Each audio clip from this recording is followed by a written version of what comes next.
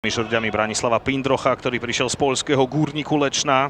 Je tam aj Dlubač, je tam aj Ďurákovič. No a samozrejme čaká sa na to, kedy bude Sáras k dispozícii po tom nepríjemnom zranení a zlomenine nohy. Odštartovaný súboj v Trenčine, úvodný výkop pre Komárno, obstaral ho Krištof Domonkoš. V Baníku, čo teraz štandardka cez Šmehila. Kučký center na bližšiu žrť, kde to Bernát zjavne chcel predĺžovať a dostávať skôr na tú vzdialenejšiu žrť. Vyhral. Uvidíme, či sa to zmení. 2 roky dozadu to bolo naopak inak, domáci tým ani raz neprehral. Šmehil. Krúti to teraz trošku ďalej na vzdialenejšiu žrť, kde naskakoval aj stoper Šimko, ale lopta k nemu neprešla. Pripravuje si to tradičný exekútor Šmehil z tejto strany. Na rozohrávku nakrátko je tam Bernát, ale sleduje ho Dimitrij Jepihin. Šmehil to bude krútiť. Smerom k bráne Šimko! Otriaslo sa brvno. V úvode 11. minúty mohli ísť Komárňania do vedenia, ale Šimková hlavička skončila na brvne. Šmehil to zakrútil ideálnym oblúčikom, dravý náskok do vzduchu a to presadiť sa cez 194 cm Papu Dioufa nie je ani zďaleka jednoduché, ale teda po svojom jarnom príchode z Estónska 4 gólovými prihrávkami. Pozorný musel byť teraz Šimko. Autor zatiaľ najväčšej príležitosti zápasu. Ten odkop bol riskantný, nabil práve Pomovi Taborovej! Tak sa dočkal aj gólu Nike Lige, čo neprišlo ešte na jar uplynulého ročníka, prichádza teraz Markus Pom a je 0. Ešte raz ten odkop, ktorý skončil na jeho kopačkách. Strela z voleja, half volejom, vonkajším priehlavkom. A zapadlo to preňho ideálne. Trenčania chcú operovať v strede poľa s tým vyšším počtom hráčov. Šmehil získal loptu, ale Papa Diouf mu nedovolí ani rozohrať. Opäť Hajovský na hranici 16. Vieme, že má dobrú strelu spoza 16. Teraz to ale zaobalil iba obočnú sieť. Wolf opäť istil tú situáciu. Lopta do ohňa. Masaryk môže vyrovnať, ale mierí tesne vedľa. 27. minúta, ideálna kolmica do rozhodenej obrany Trenčanov. Andy Masaryk v novom drese vo fial. Šimko, šikovná petička Tamáša, Domonkoš, jeho strela aj s tým nepríjemným nadskoša. Je tu ďalší roh, zahráva ho tradične Šmehil z tejto strany. Opäť ideálna lopta na bližšej žrti, ale Kiš hlavičku je iba do stredu brány. Trenčania mohli využívať tu ešte raz jeho ďalší rohový kop. Šimon Šmehil to zakrútil na bližšiu žrť. A tam bol Filip Kiš, jednoznačne istý čas úplne voľný. Nové kopy od Šmehila boli zatiaľ mimoriadne nebezpečné, čo tento z opačnej strany. Predĺžená lopta Kišom na bližšej žrti. Masaryk chcel hlavičkovať tiesnený, ešte Domonkoš centruje. Zrazená lopta Kiš z voleja, aj keď tiesnený cez Mikulaja. To bolo veľmi riskantné na Papu Dioufa. Šmehil do šírky, Tamáš, petička na Kiša, nebude zakončovať. Bol tam aj Leony, Bernát je v 16. Jostrela, zvoní do žrde, ešte dorážka. Kiš v páde, po ňom volej Šmehila, ale vedľa. 3 strely po sebe, Katič jasne zdvíha ten varovný defenzívny prst, kde ste boli. 3 strely po sebe v nadstavenom čase, ale vyrovnanie pre KFC neprinášajú.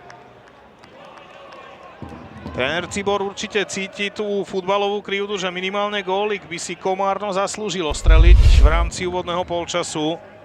Tu ešte tá Bernátová strela, ktorá zazvonila takmer o spojnicu. Kiš v páde, zblokovaný pokus a ešte Šmehil z voleja.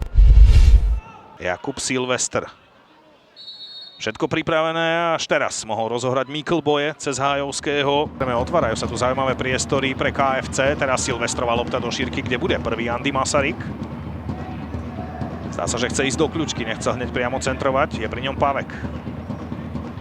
Masarykov center, prešiel do 16. Sklepnutá lopta pre Žáka, ešte to priťukol Gambajar, ale na zemi skovaj sa. Katič nemal šancu na to, aby boxoval, ale bol faulovaný, áno. Žák, Masaryk s ním nezakombinoval. Teraz lopta na Žáka, pri ňom aj Kryžan, aj Pavek v dvojbloku. Masaryk. Naznačil center, ešte chce povoziť Paveka, zbavil sa ho, je v 16. Môže si to chystať aj na strelu, tá je tečovaná do siete. Komárno vyrovnáva na 1-1. Nový muž v ich farbách Andy Masaryk, aj s prispením teču jedného z Trenčanov. vyrovnáva na Sihoti. Prvý gól v nových farbách pre Andyho Masarika, ktorý povyzvrtal Huga Paveka a potom aj s prispením toho potrebného gólového šťastia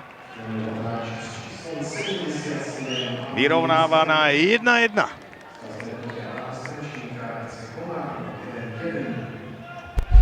Nešťastný moment pre defenzívu AS. Takto Masaryk naznačil center, ušiel Pavekovi. Jeho strieľaná prihrávka, nešťastný a nechcený teč od Kryžana, ktorý tam prišiel na bližšiu žrtku s cieľom zastaviť jeho pokus o prihrávku, ale Masaryk aj jasne naznačoval, že bude zakončovať. Tak ako to oslavoval gólovo, ako taký snajper, teraz napriahol, aj keď aj tak nie, beriem späť Kryžana, ale bol to Pom, ktorý tam bol. Napokon zlaté finále pre Španielov. Jovanovič, zaujímavá lopta, Hajovský z prvej, ale trafil to ľavačkou vôbec nie podľa svojich predstav. Najskôr od brány Katiča k tej opačnej svätyni. Opäť rušno v 16-ke pred rohovým kopom, Masaryk tam má nejaké trenice. Najmä s Jovanovičom. Šmehil. Oblúčik na bližšiu žrt. Tam naskakoval aj Pilar, zblokovaná lopta. Žák! Nedostal sa cez Katiča do koncovky. Ešte ale Masaryk. Opäť rotácia smerom od brány, ale pre golmana a pre defenzívu AS veľmi nepríjemná lopta v podaní Šmehila, ktorý to zakrútil do hlúčiku hráčov vo fialových dresoch. Pohľadená lopta vo vzduchu. Myslím, že Silvestrom a takto Katič rukavicami zobral loptu spod kopačiek číhajúceho, už prakticky takmer nepokrytého Žáka. Tým, že prakticky ho nadväzuje na seba, tak sa otvára cesta jeho spoluhráčom, aby išli cez papierovo slabších hráčov v defenzíve. Ale Jovanovič opäť s ofenzívnymi chúťkami a príkladne smerom do defenzívy zase raz Masaryk. Sklze mu nedovolil odcentrovať. Alan pôjde do toho súboja, Jovanovič bude hrať na istotu cez svojho krajana Katiča. Veľmi nepresne rozohral, Silvester vie, že je prázdna brána, ale vie, že má aj voľných spoluhráčov. Palan dostal priťuknuté od Ganbajera, ktorý mohol byť opäť hrdinom v Trenčíne, ale teraz nebude.